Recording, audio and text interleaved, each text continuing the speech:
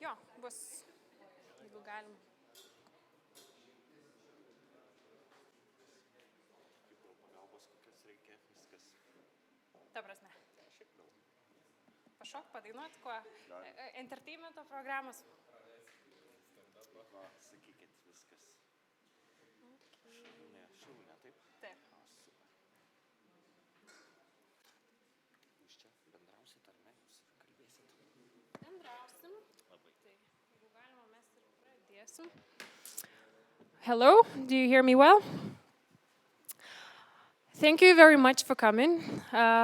Today is an interesting day. An interesting discussion is waiting for us on a topic, how to scale in Europe. In today's world, when startups try to scale, it's quite a challenging task. How to do your homework, what to know in advance, what obstacles to expect on your way. And lots of similar questions need to be asked right before you start. And before we start, we have a short announcement in case some of you are having your startup or having an idea and want to accelerate it, want to test it. So there will be an opportunity in Kaunas. So Simona from Startup Division will tell you a bit about Kaunas Accelerator that is taking place soon. So Simona, where are you? Yeah.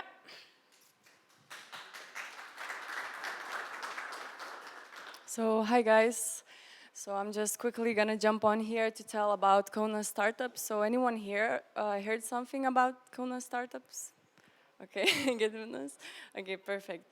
So some of you, well, so basically Kona Startups program aims to raise awareness and the level of the entrepreneurship, provide necessary skills to launch and operate one's business. And in order to achieve this purpose, we have like two parts of this program. So there's a pre-acceleration program and a open events. Or networking events. So the pre-acceleration program is intense 8-week program, and it's equity-free program where we selecting 15 startups, and this program is dedicated for early stage startups who wants to grow their idea into business. And we're gonna have 40 mentors and experts from Lithuania and of course from all over the world. And as well for those who in case won't be selected or want just to have additional knowledge, we're gonna have a virtual pre-acceleration program where everyone is welcome. And so these are 5 most important dates, but I want to drag attention to, where is that? So September 22nd is the last day to register to the pre-acceleration program. So if you have any friends or know people who have the early stage startups, so welcome them to, to this program. And the pre-acceleration program itself gonna start on 21st of October and gonna continue till the 11th of December. And as I mentioned before, we're gonna have a free networking events. So there's gonna be 11 trainings. The topic's gonna vary from how the idea creation till idea implementation and business creation, sales, marketing, and etc. And we're gonna have free pitching events. We already had one hackathon and one more experience sharing event to go, because one we already had in August. So if you are interested, if you are from Kaunas or you know people who would be interested, so let them know. And if you want more information, just check out kaunasin.lt or go to Kaunas Startuoliai in Facebook for more information. So thank you, everyone. And now giving my word to Šarūnė for the panel.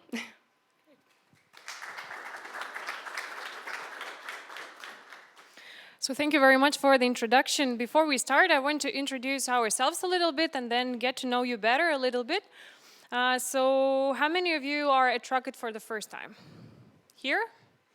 Oh, just a couple of hands. So for those who know and for those who doesn't, Basically, we started operating under the new name, Rocket, and after Rise, we got a lot of questions. So who we are now, how do we position ourselves, and what's our status in the market? So basically, we position ourselves as the home for fintech and innovation in Vilnius. So all of you are very welcome to join all of our events. If interested in our community, becoming one of Rocket members, feel free to chat or text us after the event. Also, currently we are active in doing partnerships and collaboration and talks together with Swedbank. So if you have idea that is worth considering and you believe you are ready for the bank and you would like to challenge them back, so also please get in touch and let's discuss your ideas further. So that's short about us. So I would like to welcome our today's panelists on the stage. So ladies first. So Victoria, she's Chief Operating Officer at Prime Finance.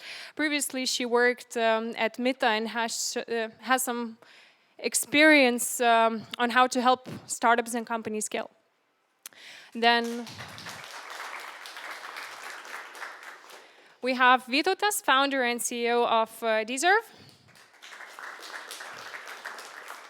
And Gediminas, co-founder and CEO of Idem-Fi.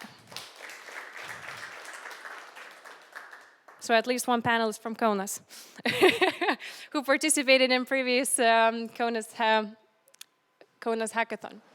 So that panelists can see you now very well. Let's get together and see who you are. So how many of you are running startup at the moment? Couple of hands. How many of you represent some small business that would like to scale? Who have an awesome idea that is worth considering and then would like to start doing it anytime soon? All right. Good. So what you are here? Let's turn it on. That's my work.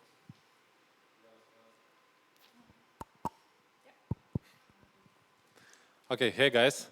So my name is Vytautas. I used to work as an executive in corporation for more than 10 years, but I got bored with that because corporates are boring, you know, and startups is a more interesting thing. So that's why I decided to found a startup. I love technology, I love healthy and tasty food. So we created startup Deserve. Has anyone heard about it? Oh, the biggest amount of hands that we have today. Cool, so all of you must know that we have an app. So this is a marketplace for eating out. So this is similar service as a Wolt, but it's for dining in, not delivery, not food delivery. So, but on top of that, we had some learning curves and we decided to work not only as B2C, but also as B2B. So right now we are offering a self-service solution for restaurants. So similar as you see in McDonald's or iLunch. So we are also offering this kind of service. And we just launched in Olyris, Acropolis. How they succeeded, what lessons they have learned. And at the moment I joined the company Prime Finance. So our main activities are legal tax, accountancy, and business assisting companies in developing the businesses. So we are startups friendly. So if you have some ideas and need some assistance, please approach me after event. Great. Also, I would like to pay attention to the screen. So we have this link at menti.com. You can use our code and you can ask questions to any of the participants or like a general question you would like to be answered, and then we'll be happy to cover. So pay attention. Let us know your questions, and I'll definitely include them in our conversation. So Gediminas, what about you? Hi, I'm Gediminas, CEO and co-founder of Idem-Fi. Our company is helping businesses, so we are working B2B to comply with new kind of KYC and AML requirements in Lithuania, not only in Lithuania, for international cases as well. So during the registration form, we help companies to get them clients onboarded by making a photo of the document and the face selfie. So we are receiving those photos, we are processing them, reading all the data from document, making sure that the same person is on the document and the selfie, making some additional background checks, depending which region with we are working. Talking about size, we are working for 2 years. We have near 20 employees, 20. So about the clients, we are signing, let's say, few of them each month at the moment. And now it's half Lithuanian ones, half abroad companies. So we can touch later, I think, how to reach those clients. Talking about expansion, about today's topic, we have tried different scenarios, opening companies abroad, participating in events, but I think we will touch them as well later on. Sure. So also recently we did a research. So we asked lots of fintech companies that fall under our area of interest. So where would you like to expand? So 98% of the fintechs we asked, they said they would like to expand in Europe. Up to 50% they said they would like to go to the US or Asia, so that we can really say that Europe is a thing, that we are close, the market is here, we have lots of opportunities, we say we know the culture. But the interesting point is, like, the question would be more for our startups here. When did you understand the need for expansion? Lithuania started seem too small, and like, how did you come up with the idea that I need to scale right now? Can I start? Yeah. We thought that Lithuania will be as a sandbox for us, just receive some first feedbacks, what's working, what's not working, then scale. But it seemed that Lithuania became kind of fintech hub, and fintech is one of our verticals of clients. So it changed totally different way, because Lithuania, as I mentioned, with the National Bank of Lithuania activities, opening ME license, actively gathering a lot of companies from abroad. So it became for us like a bridge for international market, because company, they would like to make some kind of payment activity in Europe, they need a license, and mostly they are choosing Lithuania, sorry. So from the first topic of a sandbox, it became like international bridge and scale up for us, because companies open license here, and they're kind of working with that license all over the Europe. So Lithuania overcame with our expectations from that point of view, and we postponed the scale and international growth for different countries from that point of view. But I believe it took some time to realize the value that Lithuanian ecosystem, like the Vilnius in general becoming the fintech capital noticed in Europe. Like, did that change your roadmap? Did I get you well? Yeah, totally. Because in the beginning, as I mentioned, we thought that okay, we will sign first contracts in Lithuania. Because our business is correlating with the number of citizens in the country. So it was totally okay, let's start in Lithuania, let's check, and let's run, I don't know, first of all to Poland with 40 million of citizens, because we are charging per successful verification, so it comes to the number of people anyway. But yeah, as I mentioned, we postponed that because we have plenty of work in Lithuania because of national bank activity and other fintechs and accelerators, VCs, etc. So the first idea was, and yeah, that we seem that we postponed that scale because Lithuania is really good country for even start international scale and start the startup, you know, and you can even pay off your employees and even from Lithuania. Great. So Vytautas, what about your story? Very similar, just not as successful, because Lithuania is not a home for restaurant business. So very similar, we knew it from day one. We knew that this is just a sandbox, because there's no way you can do successful business with restaurants in Lithuania. It should be Western Europe countries or USA. So for us, this was clear all the time, and we're just testing here. However, this is really great country for testing, because we have really, I would say, tech-savvy population. You see how many of people here knew about Deserve, and we have relatively cheap labor. That doesn't sound too good, right? Great. So what about the countries? Some say you need to follow the investors. Some say you need to follow your clients. So when you started thinking about other countries, where to expand, where to consider, so how did you come up? You opened European map and just started pointing at some nice warm places, or what was your idea and how did you come up with some ideas where to go? Okay, I will start here. So for us, it was also very simple. It's related with the business that we are in. So for us, it's very important the size of the restaurant business. So it's definitely Western European countries, let's say UK, France, Germany, because we need a size of the market. As usually, you need to know the size of the market that you're in. So we have, I would say, from 10 to 15 different KPIs that we need for expansion. But apart from financial KPIs, we have, let's say, market development KPIs. How developed our restaurants? How developed our users? Are they ready for such an application? Because one very important thing is that your market needs to be ready for that. If you want to change the market, it's extremely hard. So you need something similar that already made all the heavy work for you. And your story? Can you repeat the question? Sorry. How did you came up with certain countries' names? Choosing which country to... Yeah, in the kind of very beginning, we were thinking how to cut the pie, how to start the growth international. The topic was like our software and our solution is kind of trending in the market because more and more companies going to digital way and they need to follow those requirements.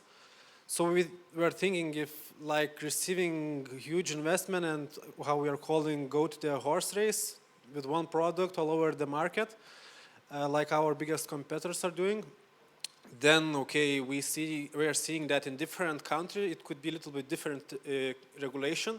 So the same product is not working like in Lithuania, in Germany, in different countries. It could be a little bit different, so a lot of customization demand. So we thought that okay, maybe choose and go country by country, check the regulation, all the legal stuff. But we thought that it will be too slow scenario.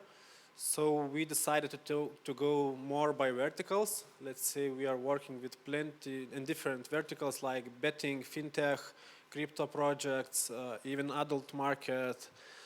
So we are thinking and looking what kind of challenges and issues each vertical has and make some kind of tailor-made solution. So there was no kind of answer. Yeah, we have tried Poland in the beginning, but there wasn't the regulation live at that moment, so we are kind of wasting our time. So now we decided not go by country, but more by verticals and pay attention on marketing, not concentrating some specific markets. Pay attention on marketing, check the metrics, check conversions, which regions, which verticals are working, and concentrate on that way. Great. Victoria, I have a question for you. Like your experience comes from a bit different background, and you helped companies and startups who are looking into other markets like Israel, Singapore. So have they tried where these companies, European companies, did they try to scale in Europe first? And at what stage these companies would go further east? Actually, it is different. But what I would like to say that it's always good when you have some successful track record at home. It always gives you an advantage in front of in the eyes of investors. So there are some countries. There were some startups who did not have product ready, and they still try to look for opportunities in other markets. So what I wanted just to say, there are a couple options. You can choose concrete country, or you can just go to to certain international events such as Slush or I don't know, Oslo Innovation Week, and just explore, because there is an opportunity to meet international people from all over the world. And maybe you think, okay, Germany. But then you have a business meeting, and experienced person will tell you maybe you should consider another country, Spain. So definitely, it's always good to, to try and succeed at home first in your home market. Yeah, I believe we'll get to the ways, so how to do these homeworks, right? So how to explore. But both of you mentioned the metrics that you need to do some data analysis. So sometimes it's funny enough when companies come and they say, like, why are they choosing Lithuania? Said, oh, I read this on Business Insider that Lithuania is becoming a fintech capital, but this is not a good research, right? So how to make it a research that really counts? At what numbers did you pay attention? What sources did you use? What would form your opinion about specific countries? Well, I'd say that's very industry specific. I will maybe add a little bit on your previous question, because you asked also, should we follow investors or should we follow our clients? So this is a good question. This is very specific to the business that you're in. But maybe I will add one thing that I believe is somewhat similar that Gediminas said. Ideally, you should start a company and focus on certain vertical, and ideally, you shouldn't think about where to expand which country. Ideally, you should be this so-called born global startup, where you don't need an entity in given markets to be able to be present in this market. So ideally, you should have a solution that's ready for all the markets from day one. Of course, there are certain limitations, as Gediminas said, in regulation industry, in other industries, but ideally you should have such a product where you could launch it anywhere, or at least anywhere in Europe, because, well, EU is a huge part of the world, it's nearly a quarter of global GDP. So this helps a lot. Now on the metrics, well, of course, if you really, really need to go into a certain country, so definitely it should have the metrics of how many potential users you have. As always, you need to have your size of the market, size of the potential market, and what size of that market you could take. So these are very straightforward metrics, I would say. So unless you have something specific to add, guys? Yeah, I think it depends on the business, as mentioned, because in B2B it's maybe a little bit easier. On B2C you need to plan, I think, more, like to understand what kind of marketing channels are working. Like, I don't know, like Revolut coming to Lithuania. I think, okay, maybe bad example because it was kind of first of the markets for them. Maybe expanding like Vinted, expanding in France or in Germany. I think you need to make a lot of homework, because it could cost you very much and a lot, because you can waste your money if it's not working. If there are very big competitors, monopolists there, so for B2B it's more easier. I have discussed how CTB was making analysis by expansion, so it was totally massive work, how many cities, big cities there are with how many citizens, I don't even know the data, how it's called in mobility sharing, but they were kind of making massive stuff and homeworks, choosing where to expand in other markets.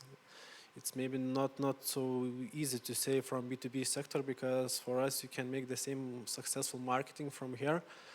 Then if you are receiving some good conversion in one or another region, then you can maybe open a branch there with some, I don't know, more specific, more deep marketing employees and some compliance officers or something similar. So Vytautas, in our previous discussion you had this example that basically you try to choose the markets where markets are already educated about what you do, so that you don't need to start from the very beginning, right? Yeah, that's a good follow-up. So I will continue with what Gediminas said, because I also know CTB story, so I think much more of you can relate with that. So for example, when CTB expanded to Poland, so they started, they had a lot of metrics, a lot of figures. They were calculating the potential market, size of the market, right?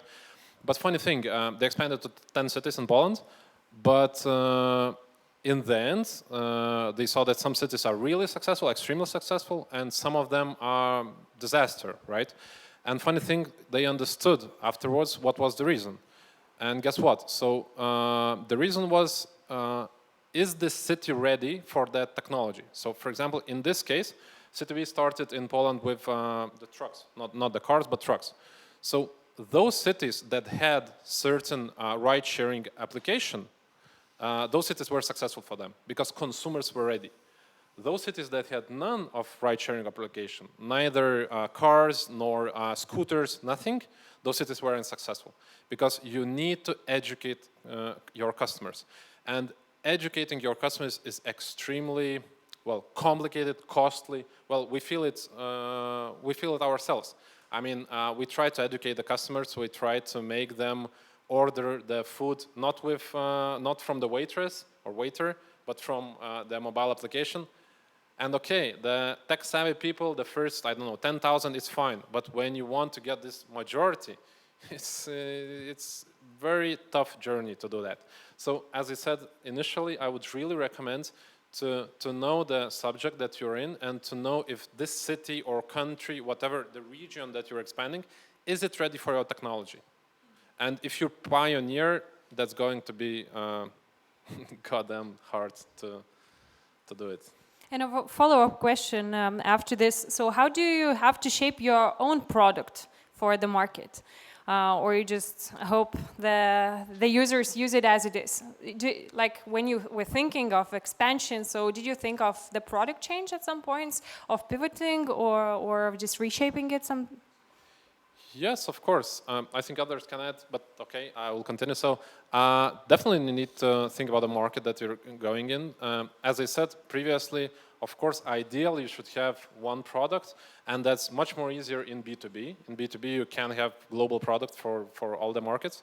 In B2C, that's much more complicated. And well, I'd say you need to pivot. I mean, you cannot expect that the product that you designed will fit all the markets. So you need to listen to your consumers all the time. So I would say, I would recommend to always listen to consumers and love your consumers, hear from them, adapt, and constantly adapt. Because if you want to create a startup and you don't want to adapt, then I mean, it's impossible.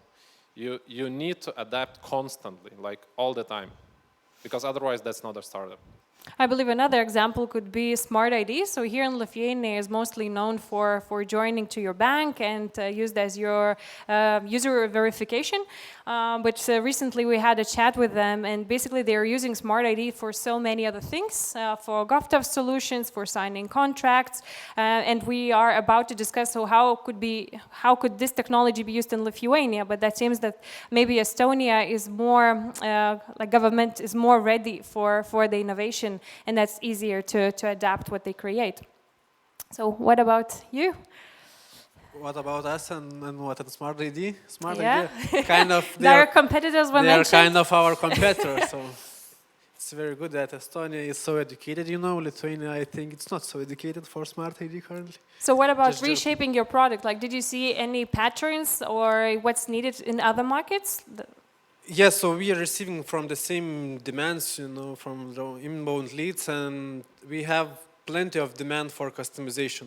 We are even making negotiations inside how much money they can adopt for us, because a very, very long road and long, how to say, points of how many demand we have for customization.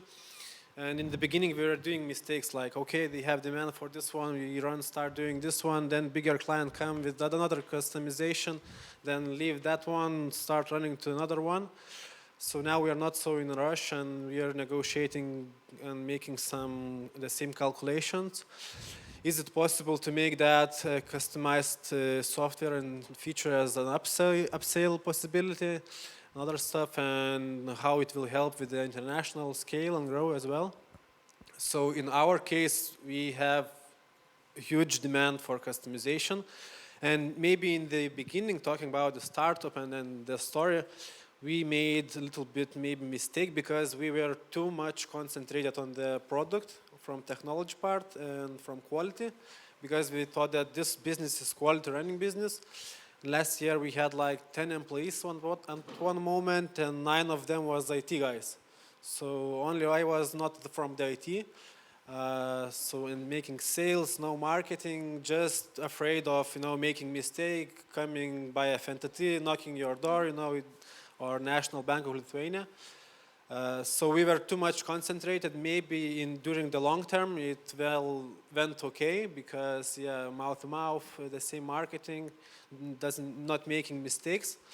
But from that point, I think we needed to start selling much more earlier. But now it seems okay because we have kind of strong IT department, and we can deal and deliver those customizations. So it came like taking attention to quality. It was kind of good move, even though we could start selling much more earlier with mistakes. I don't know. So I have another question, wrapping it up on like exploring your customers. So being on the ground, going and physically seeing what's country all about. I believe we have all the stories to tell. Vytautas went to Berlin and was very upset of what he found there. Victoria recently came back from the Netherlands, exploring how the country tries to sell itself as another fintech hotspot in Europe. Also, I've met Gediminas a couple of years ago in Lisbon at the Web Summit conference when he was running around the globe and just trying to find all the best conferences to attend, all the best places to show off yourself. So what were your actual findings on ground? Because we talked a bit about the metrics, but what does it really mean to go on to programs like Workation, on soft landing missions, meeting people, understanding the culture? Like what are your findings being in those countries and figure out how the culture works? I remember one thing from Web Summit, the first conference, when we met some kind of investor and they were asking, do you have MVP? And I thought, what MVP? The most valuable player at that moment, because I'm from basketball, and why is here an MVP, you know? So yeah, it was some kind of gaining experience, what they are expecting from you, etc.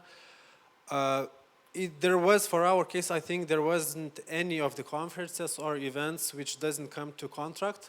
So it's kind of very good stuff, but now I'm thinking that it would be with the, how to say, with the strength of marketing, you can gain more ROI on pushing that money to marketing. Of course, it's funny, you know, going to Lisbon, going to other stuff, and other countries as well. It was, of course, good feedbacks from that, but I remember one time we also were in UK. It was like 1 week running 4 or 3 different cities, meeting the environment, the local ecosystem. But it wasn't kind of so effective. In the end, we lost kind of 1 week of work with the computer. So as well, I think that homework is very, very crucial at that place. You need to go to some concentrated conferences. Web Summit, for example, it's very wide variety of topics. Yeah, you need to go to more specific conferences because you will get better feedback from them. And so I think the same homework, not going to where it's warm, but as well receiving feedback, someone who also participated there, if it's effective or not. So Victoria, what were your findings from the Netherlands? Did the country sell itself to you, or? I just would like to say one thing. When I was thinking, what is, you know, how to scale in Europe? So I came up with one philosophical idea that everything behind everything is a people. You know, behind metrics, investors, customers, everything is people. So we need to think, you know, so. Because topic is Europe, yes, but we have to think that in the Netherlands, investors can be from Singapore or from Israel, so you have to consider that. So maybe I would like to say 3 findings from those 3 countries. What from the Netherlands, what I really like that, and what I really like that they cooperate with each other, among each other. And when I went there as a fintech program coordinator, because Lithuania is also considering and becoming a fintech hub in Europe. And I thought how we can find some common ground for cooperation. And I was surprised, it surprised me positively that they don't consider Lithuania as a competitor. They see, you know, that we are Europe. We should competitive globally, and we should work together in this in bringing startups. For example, if Lithuanians investing in early stage, they are glad to invest in later stage. So that's what I really liked about, and they really appreciate quality of our startups, of our people.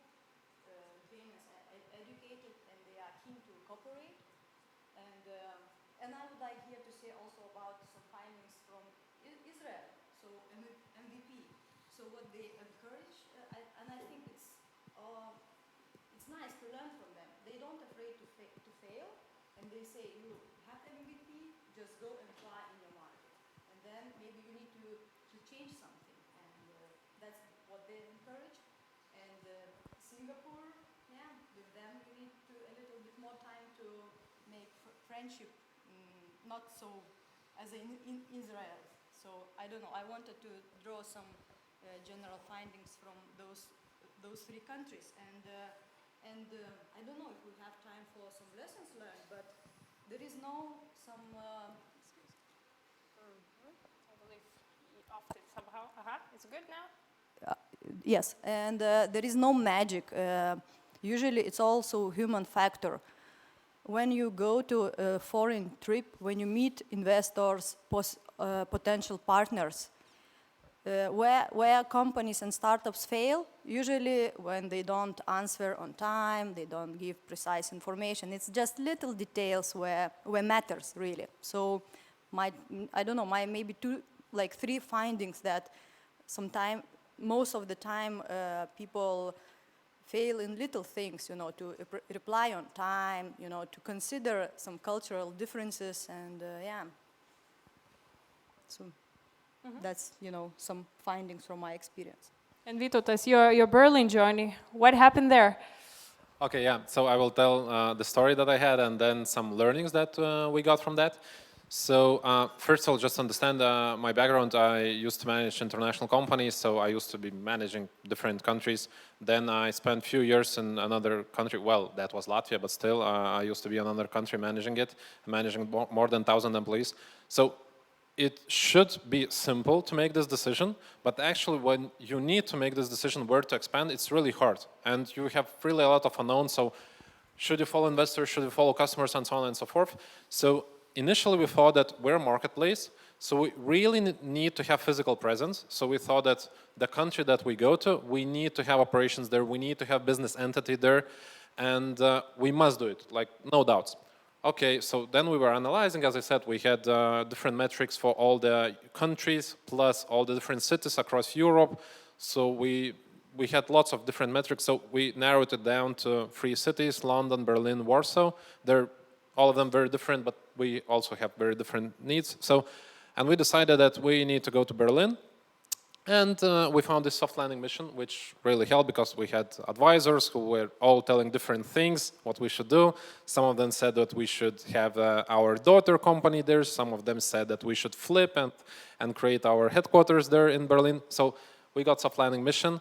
We went there. We had a lot of meetings, like, I don't know, some 20, 30 meetings with different, government, of municipality, with different organizations that help startups.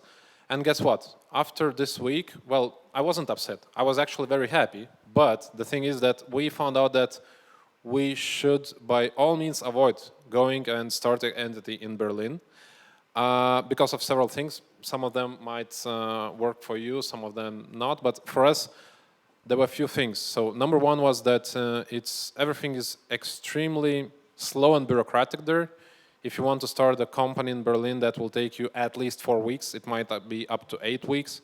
And you need to have physical presence there. So it's not that you open online, that's it. No way. And to top it off, it's not only bureaucracy from the government, it's also bureaucracy from the businesses that really takes a lot of time, and you need to schedule not 1, 2, or 3 meetings as we do here, but you need to schedule like 5 meetings to really get some deal done. So these were learnings. We had some other learnings as well. I will not go into that. But we decided that we need to avoid physical presence there. if I can share with you some learning. So number one, as I said, I would really recommend to have one entity, one company, and if you can, to really be this born global startup or really operate from one country and don't need to have all these legal hassles and issues, because it's everything adds up. I mean, it's not only huge cost, but it's also huge loss of focus, because when you need to operate in several markets and to have physical presence and to handle all this bureaucratic stuff, you lose a lot of focus. So that's for sure, that's number one. And then I would also offer if you really need that, because there are definitely some business, especially B2C business, where you really need that company there. So prepare in advance.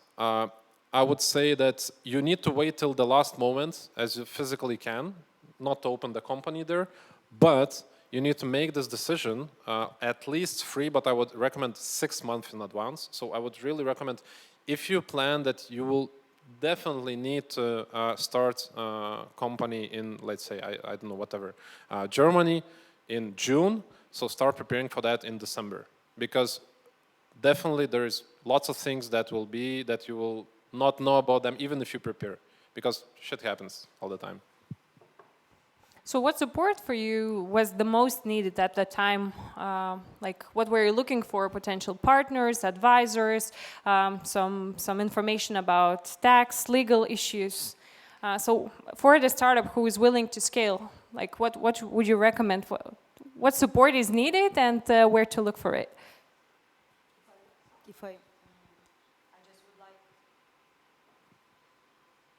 I just would like to add from the Netherlands, when also considering to scale up and expand, always look to a startup ecosystem. For example, in the Netherlands, the startup ecosystem is well developed. So it's amazing. Once you want to enter there, you get assistance right from the first day. When we were also during soft landing mission, we met people who shared their personal experiences. So right from the first day, they got a call from local agencies, from stakeholders, and they are taking by the hand from the first stage to the business development to the whatever they need. It's really I would suggest really to look at how well ecosystem partners, network, and national incentives, to be fully equipped and to get all assistance and all measures you need. Before Vytautas continues, I would like to pay your attention once again to the screen. If you have any questions that come to your mind, please let us know what they are, and we'll be happy to discuss it. I would agree with what Victoria said. I will add a little. So I'd say there are several paths. I mean, definitely you can learn from your own mistakes and do all of them, but I wouldn't offer that. So I would say there are 2 ways. One way is to go into startup ecosystem, to join some incubator, because, well, in 1 week we were in Berlin. We had, like I said, more than 20 meetings. Majority of them were really successful because you need all of that. What Sharuna, you just said. You need to understand legal environment. You need to understand taxes. You need to understand what your customers think. You need to understand consumers. You need to understand overall the market. So you need lots of resources, and it's really, really tough to do it for yourself. So I would definitely offer to join some incubator for that, because, well, they have all the connections. For you yourself to collect all those connections, this is hell of the work. So this is one thing. And of course, there's another thing that you can do if you have a lot of money, like tons of money. Well, you can go to the consultants like Deloitte, Ernst & Young, KPMG, whatever, and they will do it for you, of course, for a certain fee, and definitely for big fee, some 10, 20,000, and you will not get all this knowledge. So I'd say there are 2 ways. The third way is to go and try to do everything on yourself. I would recommend definitely the first way, incubators, startup ecosystems. That's by far the best way. Mm-hmm. I would say not about our case, because we are kind of connected with JackTech and we are responsible for our clients, but I would say save some time maybe on those preparations, go a little bit more risk away, try to like boost marketing, boost number of users, and like always, if you are doing something not in the right way, you will know it anyway. And you know those regulations, mostly they are not giving fines from the first step. Yeah, they are giving some time for you to correct the stuff. So I would go, if I would have started B2C, I would go more risk away with all those, you know, deep regulation analysis, because today's environment and ecosystem is very fast and changing. So you can miss some opportunities, miss some market with those preparation, long preparations, miss some revenue, and with that revenue you can expand more fast. But how not to burn all your money on this search? Like, I would like to talk more on the budgeting part and how to prepare for scaling somewhere abroad. Because sometimes the investment from investors seems quite a big amount, but when you consider the money that you need for companies establishment, for hiring talent, you see that you burn all of it. And then you need additional cash to support it. So what about budgeting part? What do people here in the audience need to know about before they even consider? Maybe I'm not a good advisor on budgeting because we always have a lack of money. All the revenue is all the way postponed, you know, because okay, we sign a lot of contracts. Where's the revenue? We are getting new employees. But the clients we are preparing, we are launching something, you know, soon. So of course, to have some kind of buffer of money, for us it's good that we have kind of flexible investors, so we can postpone the rounds, investments. But yeah, it's very kind of important stuff, and I think you need to prepare for pessimistic way. If it will be optimistic, it's all the way good, but to prepare for more pessimistic one, I don't know if you wouldn't have these investors, which we have currently, because we would sit like half of employees what we have now, because yeah, we get in some trap because we signed contracts, we thought that okay, our revenue, it will be exponential grow, but it postponed a lot, and it was kind of tough, and so that's why you need to start selling as soon as possible now.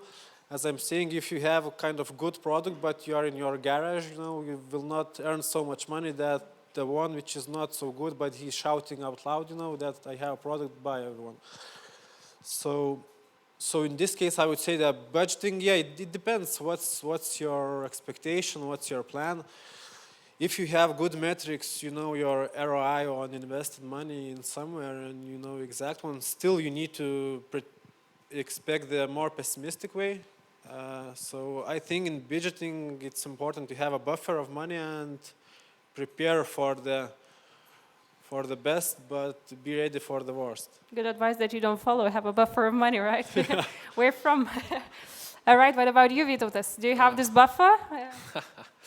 Well, first of all, I used to be managing finance in the corporate as well. So, look, budgeting, this is extremely, like two different things in a startup and in corporate. So, I'd say, I mean, in a startup, you need to wear so many different hats. You need to not to lose a focus. So, I'd say spend as little time as you can on that, definitely.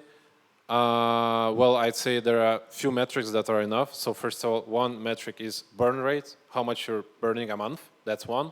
And two, how many months you have left. Like, that's it. You just need two figures, I'd say.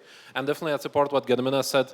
You need to be ready for the worst all the time because, as I said, shit happens. So it's all the time. You need to be rather on the safe side. So if you plan to do something in 3 months and you have money left for 4 months, you're doomed. I mean, you should have at least twice the amount that you're planning, because everything in, I don't know, in sales, in some development, everything goes not as you plan. So first of all, just know your burn rate and know how much time you have left. And as for if we touch it not only on the budgeting, but as our topic is expanding, so I'd say you need to expand with minimal costs as you can. So for example, I was like half a year ago, I was in a conference Forbes Under 30 in Boston. So there were multiple startups that have raised like $10 million and have valuations of $20 to $50 million. So quite common advice was fake it till you make it, because initially, typically, you don't have all the resources to have all this product that you would love to have. It's simply impossible.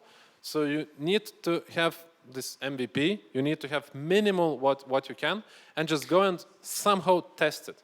So for example, the advice that we have, for example, for ourselves, we as a marketplace, so we decided that the minimum testing, because, well, you could launch a company, you could serve for customers and so on and so forth, but what we could do, so as you know, we have an application, Deserve for Restaurants, right?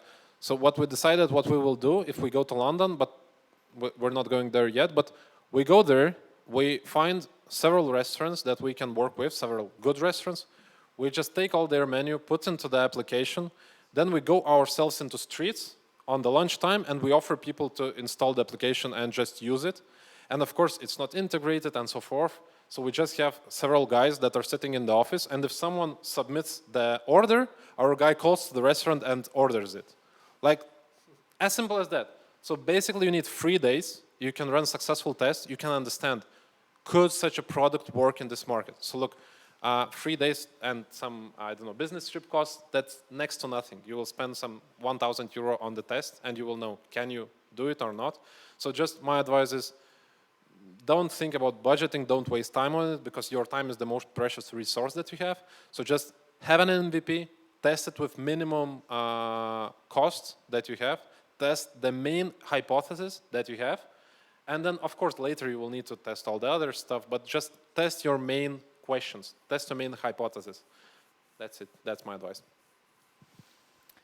So maybe some questions from the audience, such a tech-savvy country with no questions online, but I believe we have a couple in the audience. Maybe the app is not working, you know. The app is not working, yeah? Might be crashed. Yeah? Let me restart. So do you have a question yourself we can start with? So then I'm checking the app. I have the question, which is, by the way, to Vytautas. You serve both customers, so B2C and B2B. Which are easier to serve and which are more profitable? For Deserve, I mean. Second question is hard to answer because we're a marketplace, so basically this is just a matrix, so I wouldn't say that business is more profitable or customers. But I would, well, you know, we're a startup, so nothing is profitable for us. We're generating losses, definitely. We're having burn rate. First part of the question, there are two things. Initially, I thought that marketplace is some easy stuff to do because, well, look, Uber, Airbnb, Wolt, Bolt, you name it, lots of marketplaces. But I see hell. I mean, to create a marketplace, this is extremely complicated because you don't see the cost initially. I mean, you always think that, okay, I need to create a product, so I need some tech investment. I need to have a sales force, right? And I need some marketing. But actually, to start a marketplace, you need a lot of marketing. So I didn't anticipate that. I didn't foresee that. But very roughly, I talked with lots of different marketplaces. So very roughly, what they calculate is you need a product cost, product budget. You need a sales team budget, definitely. But you need to understand the cost of the user. So this is called customer acquisition cost, CAC. So in this region, CAC is somewhere between 10 and 15 euros per customer. In Western Europe, it's from 20 to 50 euros. So let's say if you want to have 100,000 customers in Vilnius, it should cost you about $1 million. If you want that in London, it will cost you about 5 million. And you know, initially I also thought, okay, this is Uber is spending that much. I will be smarter. No way. I mean, you can try to be smarter, but in the end, you will get your first customers. Okay, yeah, no problem. But when you want to hit certain threshold, when you want to get not into tech-savvy, like innovating customers, but into the critical mass, there's no way you can do it without significant marketing investments. So I'd say to create a marketplace, this is very tough thing. I mean, I definitely even didn't expect that it will be so complicated. And well, B2B, you need to understand your customers really well. I mean, I wouldn't say this is about marketing as much. It's much easier from that point of view, but you need to understand what your customer needs, and you need to understand it much better than they do, because otherwise, what Gediminas said, you will end up having lots of requests, and you will, instead of developing your product, you will develop thousands of different ideas for them, and it will get you nowhere. So you really need to be precise on what to do and develop the product that is really needed by the market, not by one business. So I don't know if I answered the question. I'd say B2B is definitely easier than B2C. Okay, I have another question to Gediminas. So you mentioned, and for all of you who have something to add up, you mentioned that for certain customers you're making custom solutions for the product. How you decide if expenses on implementation are on your side or customers should pay? And also, I believe it's a question how not to lose your focus and not starting creating custom solutions for each client and really knowing what's your product. Okay, so how we are planning the cost. So I'm asking CTO how long it will take to deliver that product in hours. Some of the cases, if it's very specific, we are asking to pay for our clients, and they are kind of okay with that one. If it's real specific, we are saying them that we will not be able to use it anywhere else. Sometimes we even manage to find some freelancers or some company to develop that product if the customer is paying for it, not to get the focus out of your team, which is running the main product. Another ones, after some negotiations, as I mentioned, if we understand and if we all agree that this kind of feature will be valuable for current or future clients, we are delivering it on our own costs, because as I mentioned, it could be some additional value in the competition or some upselling feature and possibility. So to sum up, it's kind of, there is no one recipe. Yeah, so if the product seems logical one, if it will gain value for us in the future, we are delivering it by our own. If it's very specific, we are asking if they are willing to pay for it and trying to find some freelancers or company outside to deliver them that feature. And of course, we are still using that feature in the future by our client cost, let's say it like that. So another question. Did you approach companies abroad directly, or did you contact some kind of agencies there first? So for example, looking for partners, for clients, and the matter of approaching. Yeah, while we began in Lithuania, we are working a lot with partners. So I don't know if it's broadcasted, maybe we'll giving some tips away. But yeah, like a lot of EMI companies, a lot of fintech companies are trying to open an EMI license in Lithuania. So they firstly contact like National Bank of Lithuania. Then it goes to some kind of, let's say, Invest in Lithuania or some law firms about the regulation, or let's say banking software providers. So that's an answer where you need to go and make partnerships to receive that end user. Of course, affiliate programs are working very good in this place. So finding the clients, and the end, it's also the question if you are going outbound or if you are going inbound. So in our case, we tried outbound, we tried cold emailing, cold calling. And our case is like the business is solving this kind of question, which we are dealing with like once a year or like once 2 years. So it's very hard to catch him on that moment.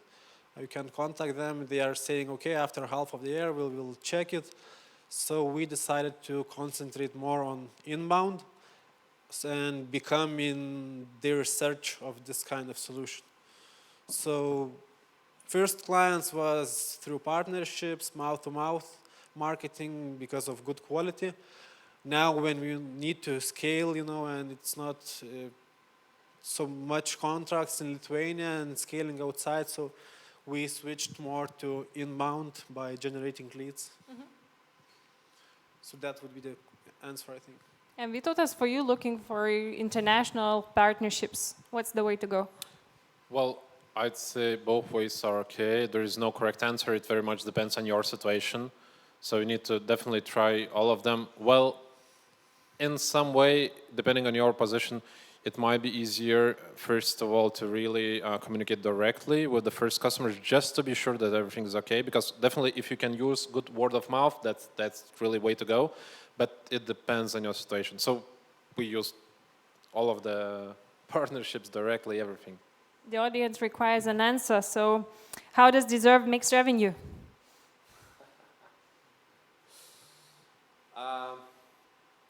Well, we expect to get it to someday. I believe that if we have a product that is useful for businesses and for customers, we will get the revenue someday. So far, we're getting peanuts. So definitely, we plan to get revenue from the expansion abroad, not from Lithuania. So we're treating this market as just as a sandbox. So, you know, if you want to be successful startup and you're thinking about monetization from day one, that's the wrong way to go. I mean, monetization is the last issue that you should think about. And actually, all these incubators and all those VCs say that this is a very good problem if you only have to think about monetization. So first of all, you need to have successful product. First of all, you need to think about scaling it. And when you're scaling successfully, then you can think about such issues as monetization. So we're not trying to monetize, we're just getting a very small fee. We're trying to find the proper product, find the proper product for consumers and for businesses. And if we can do it, I have no doubts that eventually we will monetize it. Gediminas, do you make profit? Are we making profit? No. That's like, I don't know, utopia maybe. And it's not logical, I think, of course, it's a way of choosing which way you are taking. If you are going like bootstrapped, then of course some margins and profit is okay. Like most of the startups, we are burning money, and I was in like 70 Ventures event, and there was guy Apollo from States, and he was responsible for scaling. So I think, yeah, he mentioned that he has an KPI, don't earn any euro as a profit. It's bad thing if you are earning profit. So it means that you're wasting your time and wasting money. So no, we are not gaining profit, and I hope we will not be gaining it. Yeah, I can only second that, because I also, I'm coming from corporate world, and typically in corporate you need to get to break even as soon as you possibly can. But this is counterintuitive, but you shouldn't get to profit when you're a startup. This really sounds as counterintuitive, but even I can say from multiple meetings with VCs, venture capital, so they even say that if you're a startup that generates loss versus you're a startup that generates profit, so your revenue multiple is much smaller if you're generating profit. This seems counterintuitive. Let's say, I mean, if you're the same company with the same size, but you're generating profit, you will be worth, I don't know, 1 million. But if you're generating loss, you will be worth 2 million. This sounds counterintuitive, but there are very simple reasons for that. I mean, if you're generating profit, it means that you should have grown at much faster pace, at much faster speed. And venture capital, when they think about a startup, they think about the value. The profit. And when they think about the value, they think about the value after 5 years. They don't think about the value right now. They don't care about it. So for them, much more important is the growth, is the speed that we have. And even there are several articles, some really good article. What's the name of the guy? There is even an article like, what is startup? Startup equals growth. So startup is all about growth. So if you're about creating profits, you're doomed. Of course, you need to understand your unit economics. You need to understand how you will get to the profit, but you don't need that in the first year or second year. That's not important. You should get to the maximum value, not the profit.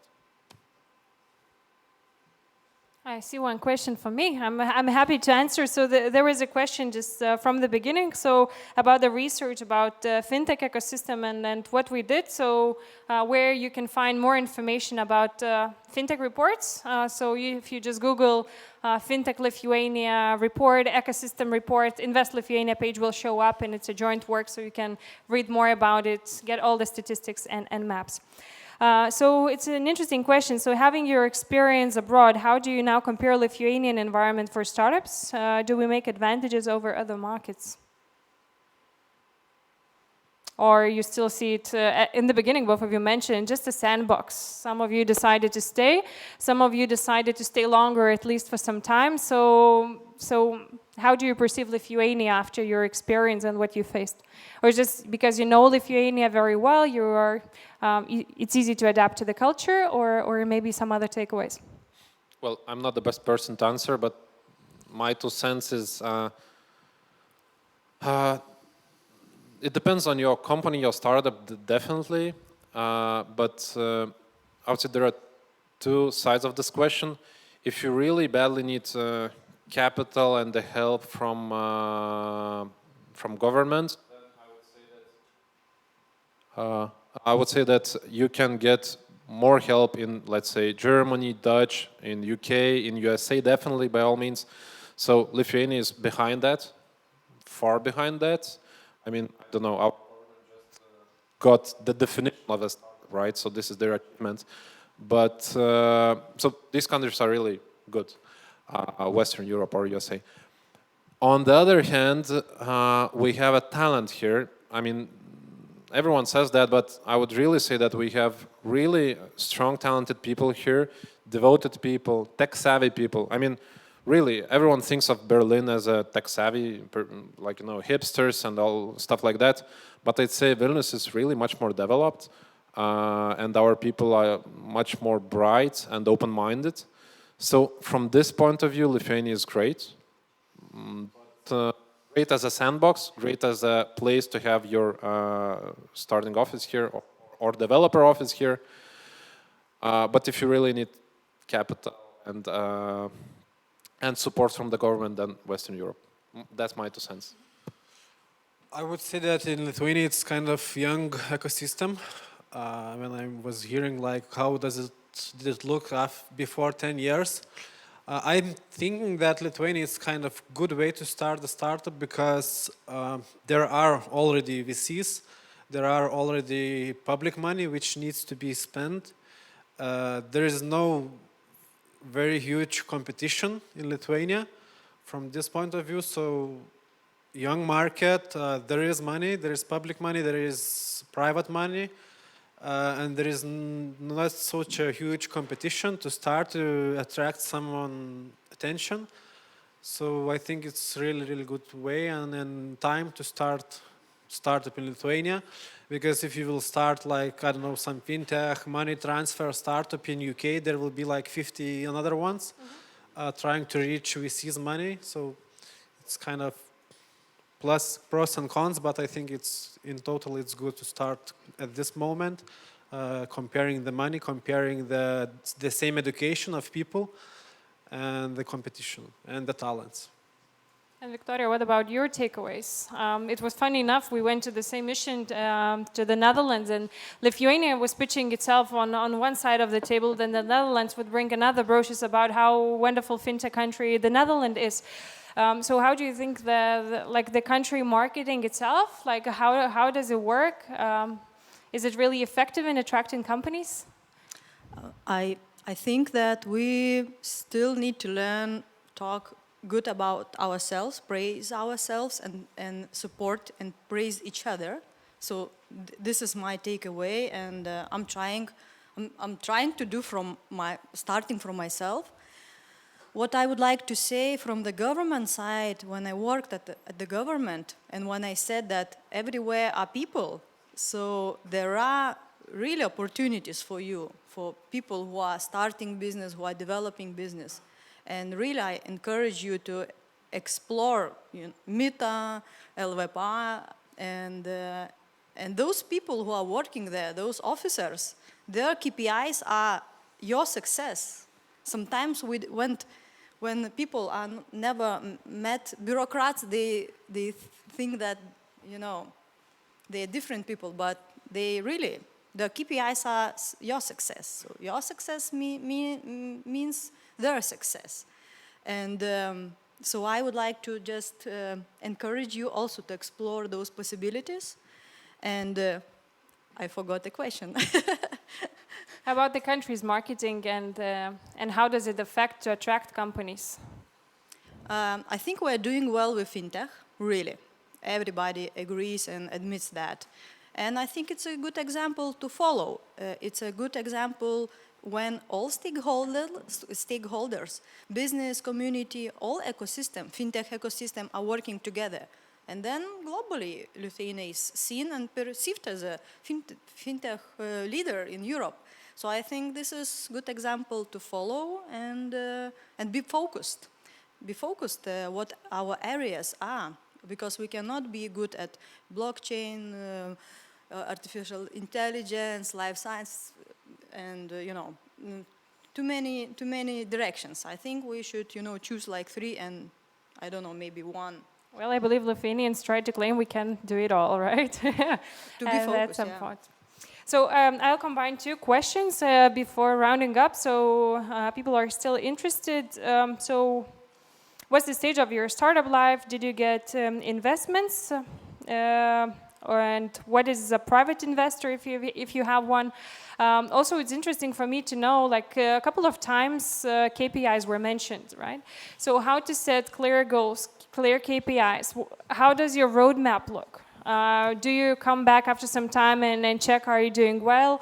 As well with your KPIs, how do you keep your investor relationships and things like that? Could you comment more? Very long question and very kind of 2 complex. in 1, yeah. So you can divide it however you want. For us, it was, and there is really beneficial, all the discussions with the VCs. What's our stage? We kind of received angel investment. It was like 2 years ago. And some additional loans from the same angels. We are closing our investment round from previous September, I think, with all the interesting stuff around there. And we haven't closed it yet. Talking about the VCs, why it's good, because when you're discussing with the VCs, they are kind of, without any offensive, they are kind of looking for your weak parts, how to say, to make some discount maybe on valuation. So you have kind of good picture, what is your weak places, so you can target on them more, you can fix them, because they have massive experience, massive use cases, massive example of failures, so they know what they're saying. So it is really, really good feedback from them to where to make more, pay more attention. Talking about the KPIs, all the kind of different units, they have their own specific KPIs. Currently, we are targeting mostly on the same inbound leads, which I mentioned about the marketing. Of course, in parallel with the tech part, but we are kind of, anyway, to spend too much time on the IT, so now we are concentrating on metrics, inbound leads, closing the round and scaling up as fast as possible, and analysis maybe of different verticals, different challenges and issues to jump out of the page in the huge competition picture. But how often do you come back and see how are you doing on your roadmap? Always, when you are Always? in contact with VCs, you are always checking, what was your plan, what have you done, and how are you doing. So twice a month, once a month, always, all the main metrics, revenue, number of identifications, number of contracts, number of leads. Do you review it and try to adapt, and does it change dramatically after Mostly certain we are months? making forecasts, because you go to VC, okay, we are doing this one, and we are forecasting this one. So you need to renew the data, because your forecast is too high, so you need to lower it because some months are coming and passing. So yeah, so always reviewing them, always looking them, changing if something changes. And of course, it's good to check what you have done when you see different pitches from different time period and understand that you're moving forward into the good direction. So what about you, Vytautas, about your roadmap? Yeah, that was a long question, so I'll try to split it into a few parts. So first of all, it's about investors. So, well, we are having angel investors, so that's totally different. I would say, first of all, there are two different ways. Either you have angels or you have VCs. As Gediminas said, VCs are professionals. It's their bread and butter. They're doing it all the time with all the different companies.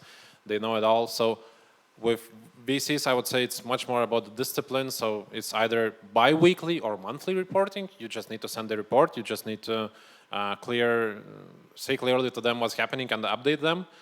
And that's much more formal. With angels, that's much more informal, and that's much more depending on your relationships with that angels, because, well, they're unprofessional. And by unprofessional, that's both good and bad. So it might be really good because they might trust you and believe in you. It might be nightmare because they might be asking you for constant reports, updates, and waste a lot of your time. So basically, from my point of view, everything is okay with that. With investors, I'm happy with that. But for you, I will also share what I heard in Forbes Under 30. So lots of guys were saying that a bad investor might screw you because, and typically what happens is, the funny thing that all the guys said that typically the smallest investors are the most nasty ones, because, you know, there is some angel that gave you 1 million, and this is one of his 100 investments. And he's like, he doesn't care that much because, well, he just checks if it's okay or not. And there's one investor that only has 1 million and he gave you his 50,000. And for you, it's so damn important. He wants to know everything. He calls you all the time. Like, you know, if some of you watched the movie Silicon Valley, like, okay, this guy has $1 billion, but he was like calling constantly, like, dude, how are you? So you don't need this type of investors. So please do your homework and don't get investors that are like toxic or irritating. Like the film Cable Guy, you know, I think. Yeah, on this or this one. So be careful with them. And as I said, VCs, that's all fine because they're professionals. With angels, be careful because they might screw you, or it might be your best success. And about the second part, well, KPIs. So yeah, you need them. It depends on your business. So you agree on what KPIs are most important, and you just update and send them. Okay, so to round up and leave other couple of questions for the networking part. So what are your, not learnings, but suggestions, advices, or lessons learned? So how to scale in Europe? What would you do different? And one lesson you can give for the audience. Victoria, let's start from you. So what are the lessons from the companies you helped to go abroad? Reach out for partners, be proactive, absolutely. It's especially, you know, for Lithuanians. Be proactive and, you know, and also that pitching yourselves, sell yourself, it's very important, yeah. So praise yourself, reach out for others, so others will talk about you, and I think that's the main thing, really. Be active. Mm-hmm. I'm just thinking I had some 10 advices in my head just recently. So, but I think I will share one example that I just saw in one video that I watched recently. So there was a story that one person wanted to be successful and he wanted to be an entrepreneur and create a startup, and he was like searching for advices. He was going to all the conferences and he was trying to get to successful persons and ask them like what he needs to do to be successful, right? So he was reaching for help, and he got to one really successful people who had lots of startups, lots of companies, and he said like, John, help me. I want to be successful as you are. What do I need to do? And the John said, you want to be successful, right? Okay, so let's meet next to the river. Like it was a winter, and he said, let's meet tomorrow at 4 a.m. Okay? And he was like, okay, sure, because I want to be successful, right? So tomorrow, 4 a.m., that person went next to the river in the middle of nowhere. They met, the successful person came, and then this young guy said, so, John, tell me, what I need to do? He said, okay, take off your clothes and go into the river. Like, what? okay. So he took off his clothes, went into the river like that, because, well, it's freezing, it's, I don't know, 2 degrees. He went like that and looks around like, John, what should I do? John says, go on, go on. Okay, he got like here. It's like, okay, what next? John says, go on, go on. Okay, he got to his neck. I'm like, what should I do? And John says, go, go. So like, go on. So he went like underneath the water. He spent there like, I don't know, minute or two. He went out like all crazy, like, and he's thinking, okay, maybe what next? He's asking John. Okay, now John says, okay, so what were you thinking when you were underwater? He's like, I want to get out. So you see, if you want to be successful, the only thing that you need to think when you're underwater is, I want to be successful. So that will be my advice. I mean, if you want to be successful, you need to be persistent. You need not to give up. You need to constantly think about how to get there. You need to innovate. You need to change. You need to adapt.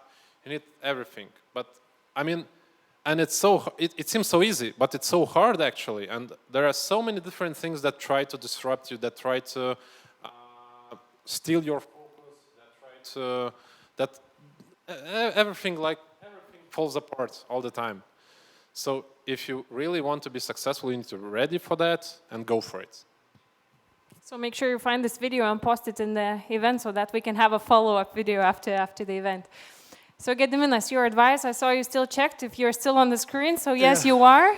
Yeah, because I wanted to say that everyone should connect on LinkedIn with us, and because we have same names and surnames, I'm always checking how many of them I receive after some event.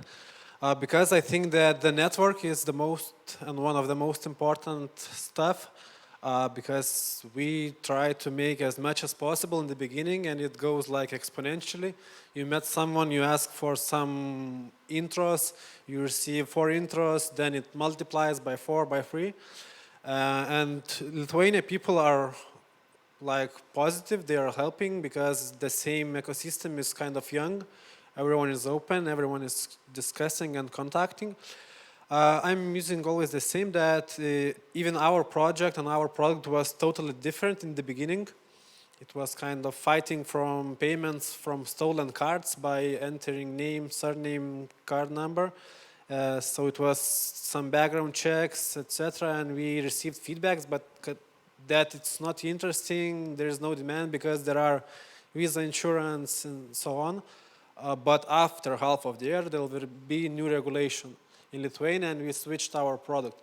So I think the same info with the same topic with Instagram, that it was like marking your place, putting some pictures. They saw that the best metrics are on pictures, and they switched on to pictures. So to be flexible, I think, if the product is not working, receive feedbacks, don't be afraid to switch to different direction.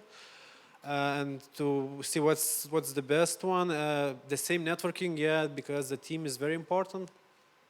I think with a good team, even from the worst product, you can switch to something which could be sold and sellable product. So I think, yeah, be active as mentioned before. Don't be afraid to switch your product. Be flexible and don't be afraid of networking, and ask for advice or some leads, intros, something like that. Great. So on that networking part, I really encourage you to spend some time to exchange contacts with people who are here in the same audience. I hope that this conversation for you was as interesting as for me. You got some good tips. Also, we were live streaming the event if you want to come back, catch up, or share it with someone. So I would like to ask for a round of applause for Vytautas, Victoria, and Gediminas for sharing your ideas. Can I ask one question? You do? In the beginning, you were asking, does someone has an idea of this, and you raised the hand. Can you share your idea? What kind of? During the networking part. Okay. You need to make marketing, you know, you need to share your... You are afraid of to be stolen. Thank you once again. See you at the drinks table. Thanks.